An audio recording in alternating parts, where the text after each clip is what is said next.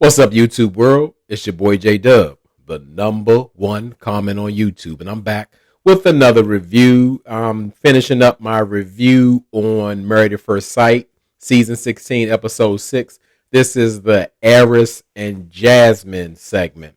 For those who are new to my channel, I do detailed reviews on reality shows. I don't hit every single scene. I try to hit most of the important details and then try to point out some details you may not have seen. As I said in my intro, I am YouTube's number one commenter. So on this channel, we focus on the comments. I do need you to hit that like button on the way in to push that algorithm so we can push this good content out.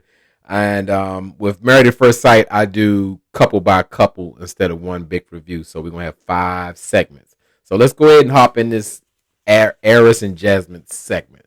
So Airiss&Jasmine, they meet up with all the other couples, to kind of do the group thing, because it's good that they haven't been spending so much time with the other couples. And I would say, like,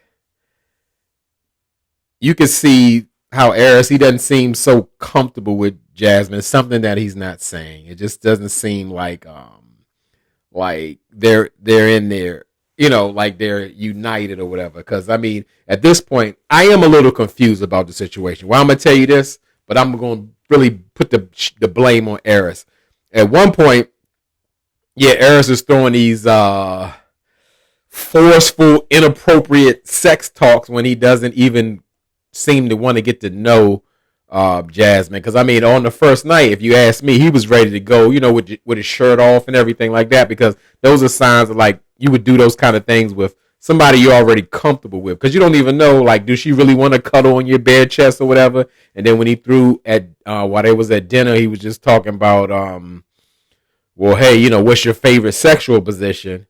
But now he just seems to be turned off, and it feels like because he didn't get what he wanted, he's almost like checked out or done. And even Jasmine had brought it up in the couples massage where, like, hey, like, us giving this massage or me giving you a massage, which, Airiss likes to be served and taken care of.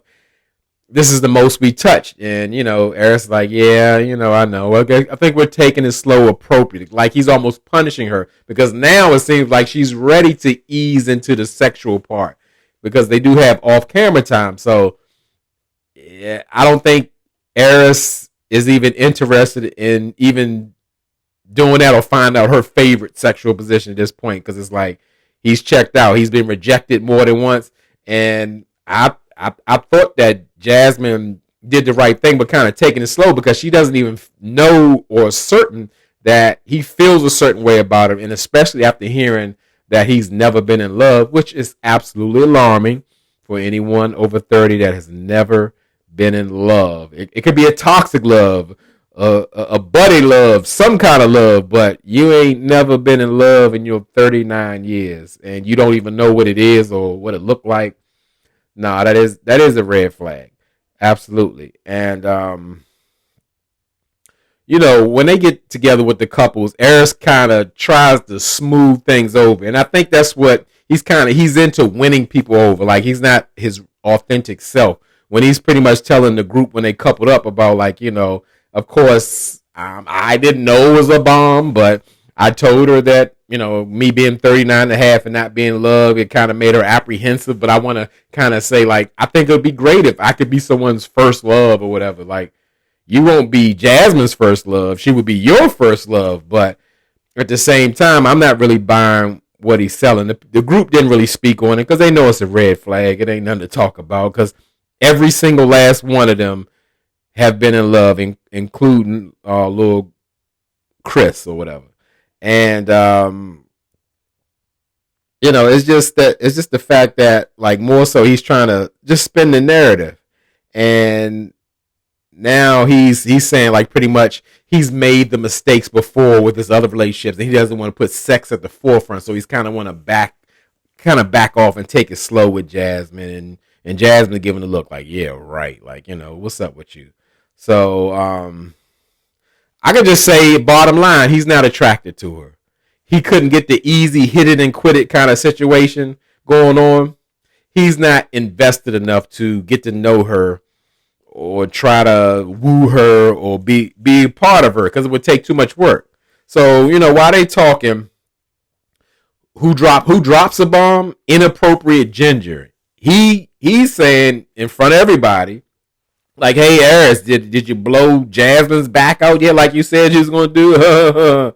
And I mean, like, everybody was like, what? I mean, like, who's blowing somebody back out and all that? And Jasmine was embarrassed, and Airiss was like, oh man, why you got to throw me under the bus like that? But Airiss and Ginger are the same in real life. What can I say?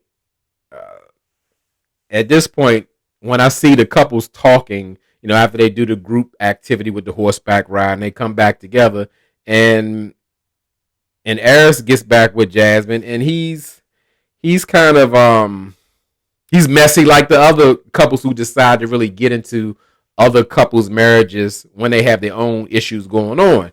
And Airiss pretty much saying like he didn't even know Nicole's name. He was like, that other girl was talking about before. Because I was thinking, how did she know that? Maybe they said it and they didn't show it, but saying that how Nicole was just like him, saying on the second night of the honeymoon, I'm getting it in, and now she's kind of backing off or whatever. I kind of think that's a cop out. She don't really like Chris like that. And then Jasmine was like, "What? You really saying that? People could say the same thing about you," and that's a real thing. That's a real thing. But Airiss kind of trying to brush over and like, oh, well, it ain't like that or whatever. Your back will get blown out in due time. We're just taking it slow. And to me, he really kind of told on himself, like when he spoke on Nicole, but Jasmine saying like, you are acting like Nicole. So I think she really now sees like where he's coming from. She's not really feeling him.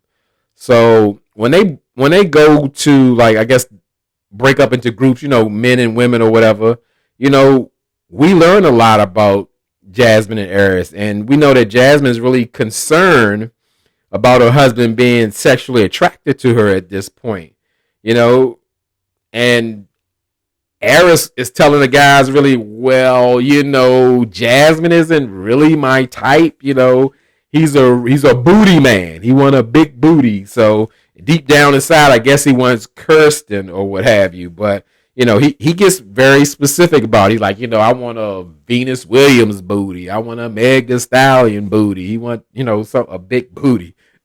So at this point, we see what he's about.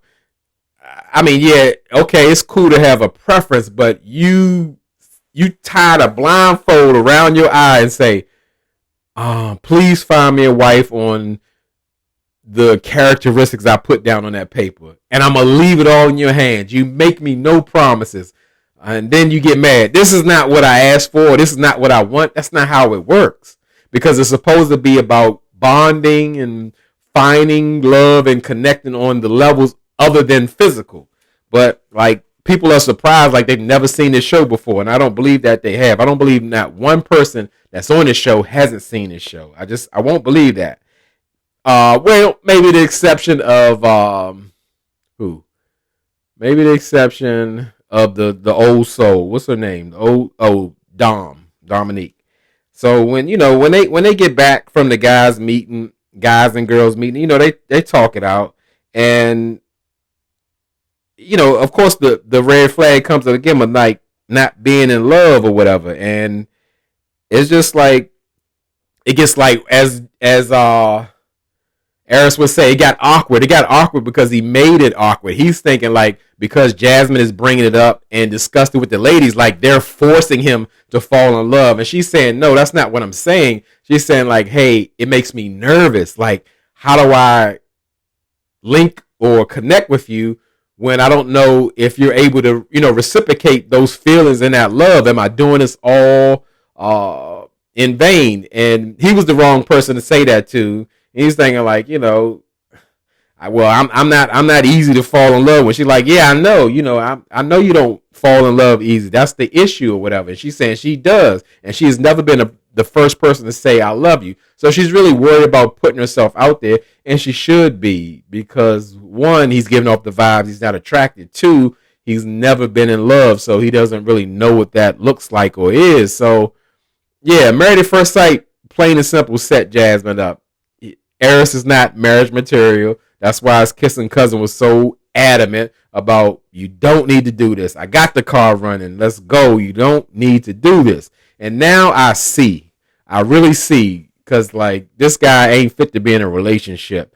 And I just hope Jasmine safeguards her heart, because she's in trouble.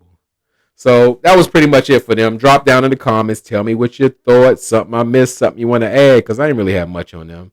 And as I always tell y'all could be anywhere in this YouTube world. But you're here with me. I really appreciate it. And I really mean it.